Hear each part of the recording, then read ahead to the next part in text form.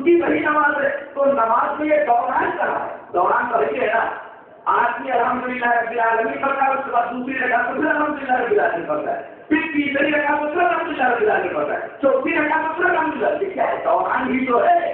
جیسے سیارے اپنے مدار میں گردش کر رہے, گھوم رہے ہیں, ایسے گھوم گھوم کر کے آدمی دعا پڑھ رہا ہے, وہی رکوع کر رہا ہے, وہی سجدہ کر رہا ہے, وہی تشہد کر رہا ہے, گھوم گھوم کر کے وہی عبادت ہے. ثابت یہ ہوا کہ کائنات میں جتنی بھی چیزیں ہیں اور ان کی عبادت کس طریقے کی ہے, انسانوں کی نماز اللہ تبارک و تعالیٰ نے اس طرح بنائی ہے, اس طرح کی ہے کہ تمام چیزوں کی حرکتیں اور تمام چیزوں کی عبادتوں کا طریقہ اور انداز اس نماز میں آ گیا. اس کا مطلب یہ ہوا جو آدمی نماز پڑھتا ہے سمجھو کہ اس نے کائنات کی ہر شے کی نماز کے انداز میں نماز ادا کر دی.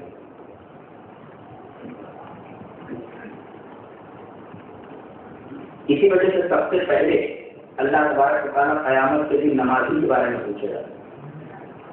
اگر نماز کے بارے میں آدمی نے صحیح طریقے سے جواب دے دیا تو سمجھو اگلے سوالات کے جوابات آسان ہوتے جائیں گے. اگر اس پہلے سوال کے جواب میں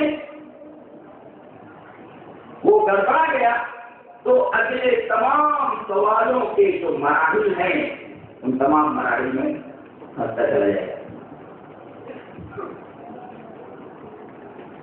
تو ہم یہ ثابت کر رہے تھے کہ کائنات کی روح اللہ تبارک و تعالیٰ کا ذکر ہے. ایک حدیث پاک کی زندگی کی اللہ کے رسول صلی اللہ علیہ وسلم نے ارشاد فرمایا والذی یذکر ولا یذکر کمثل الحی والمیت. وہ آدمی جو اللہ کا ذکر کرتا ہے اور وہ آدمی جو اللہ کا ذکر نہیں کرتا دونوں کی مثال مردہ اور زندہ کی ہے.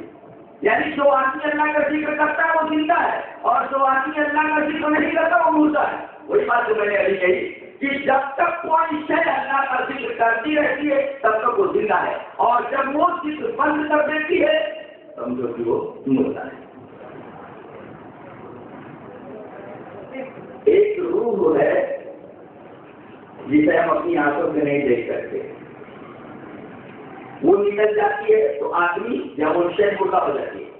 اور ایک شے ایک روح ایسی ہے جسے ہم اپنی آنکھوں سے دیکھتے ہیں, وہ اگر ختم ہو جائے تو قیامت آ جائے گی. وہ روح کون سی جسے ہم دیکھتے ہیں محسوساتی روح کھانے کعبہ ہے. جب تک یہ ہے یہ روح جسے ہم اپنی آنکھوں سے دیکھ رہے ہیں جب تک ہے تب تک یہ کائنات ہے. جس دن کھانے کعبہ کو ڈھان دیا جائے گا قیامت اسی دن آ جائے گی, اسی دن. اسی وجہ سے اللہ تبارک و تعالیٰ نے ارشاد فرمایا جعل اللہ الکعبۃ البیت الحرام قیاما للناس. اللہ نے کعبہ کو بیت الحرام بنایا ہے, محترم گھر بنایا, اور قیاما للناس لوگوں کے لیے باقی رہنے کا سبب, قائم رہنے کا سبب. یعنی دنیا کے تمام لوگ اس وقت تک قائم رہیں گے جب تک کعبہ قائم ہے. یہ روح حصی ہے, محسوساتی روح جسے ہم اپنی آنکھوں سے دیکھ رہے ہیں, یہ روح نکل گئی.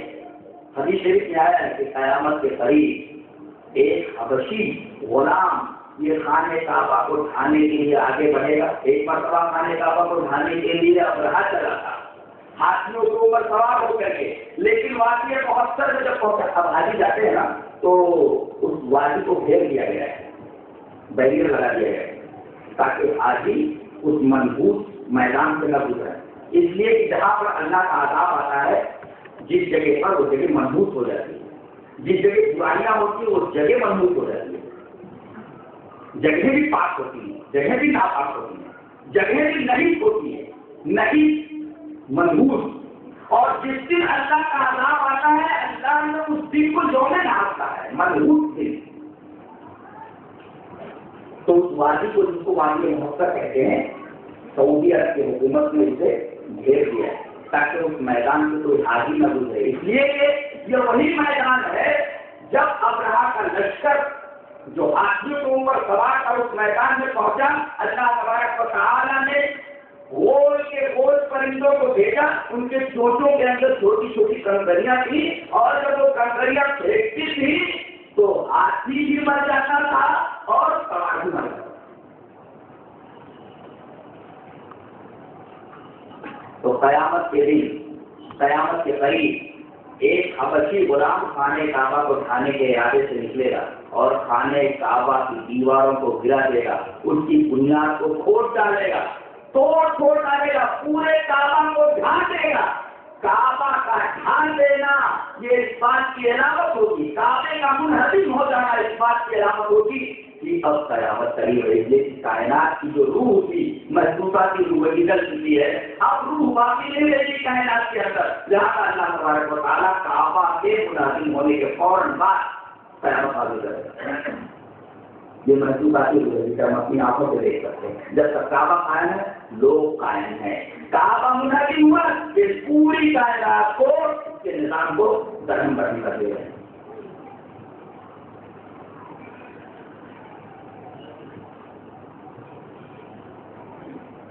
آدمی فطری طور پر زندگی سے بہت محبت کرتا ہے، موت سے نفرت کرتا ہے، لیکن اللہ تبارک و تعالیٰ نے اولیاء اللہ سے کہا ہے جو موت کی تمنا کرتے ہیں ان کو اولیاء اللہ کہا۔ اللہ فرماتا ہے یہودی کہتے تھے کہ ہم اللہ کے اولیاء ہیں، سورہ جمعہ میں کہا گیا قُلْ يَا أَيُّهَا الَّذِينَ هَادُوا إِن زَعَمْتُمْ أَنَّكُمْ أَوْلِيَاءُ لِلَّهِ فَتَمَنَّوُا الْمَوْتَ إِن كُنتُمْ صَادِقِينَ۔ آپ کہہ لیجیے کہ او یہودیو، تم کہتے ہو، تمہارا گمان یہ ہے کہ تم اللہ کے اولیاء ہو، تم اللہ کے پیارے ہو، تو تم اللہ کے پیارے ہو، اللہ کے پیارے ہونے کا دعویٰ ہے تو تم موت کی تمنا کرو، اس لیے کہ جسے اللہ سے محبت ہوتی ہے وہ اللہ سے جلدی ملنے کی کوشش کرتا ہے، اور جب تک موت کا پل پار نہ کرے تب تک اللہ سے ملے گا کیسے؟ اللہ سے ملنے کے لیے، اللہ سے ملاقات کے لیے ضروری ہے کہ آدمی موت کا پل پار کرے۔ موت کا پل جب تک کراس نہیں کرتا، پار نہیں کرتا، تب تک اللہ سے کوئی نہیں مل سکتا۔ تو تم موت کی تمنا کرو، تم کہتے ہو تم اللہ کے اولیاء ہیں تو تم موت کی تمنا کرو، اگر تم اپنے انسانوں میں سچے ہو، ان کو تم سوال کریں۔ آپ ہم سوال کر سکتے ہیں کہ موت کی تمنا کرنا تو شریعت میں منع کیا گیا ہے کہ کوئی آدمی موت کی تمنا نہ کرے۔ یہاں کہا گیا ہے کہ اگر تم اللہ کے اولیاء ہونے کا دعویٰ کرتے ہو تو تم موت کی تمنا کرو، اور حدیث میں کہا جا رہا ہے کہ موت کی تمنا کرنا جائز نہیں، تو کیا تعبیر کریں گے؟ حدیث اپنی جگہ صحیح ہے، قرآن کی آیت اپنی جگہ صحیح ہے۔ موت کی تمنا کہاں کرنے سے منع کیا گیا ہے؟ حدیث میں اس کی وضاحت ہے، بِضُرٍّ نَزَلَ بِهِ، ایسی مصیبت میں جو مصیبت تمہارے اوپر آ جائے۔ آدمی بیماری سے پریشان ہو کر کے دعا کرے کہ اے اللہ، بیماری سے پریشان ہو کر کے تمنا کرے، دعا کرے اللہ مجھے موت دے دے، تمنا کرے کاش موت آ جاتی اور زندگی کا خاتمہ کرے۔ آدمی بہت مفلس ہے، تنگی کرسی میں زندگی گزر رہی ہے، فاقے پر فاقے گزرتے جا رہی ہے، افلاس سے پریشان ہو کر کے آدمی دعا کرے اے اللہ مجھے موت دے دے، یہ تمنا کرے کاش مجھے موت آ جاتی۔ تو کسی مصیبت میں گرفتار ہونے کے بعد آدمی اگر موت کی دعا کرتا ہے یا موت کی تمنا کرتا ہے، یہ تمنا اور اس طریقے کی دعا حرام ہے۔ مصیبت میں گرفتار ہو کر کے کوئی آدمی اگر موت کی تمنا کرے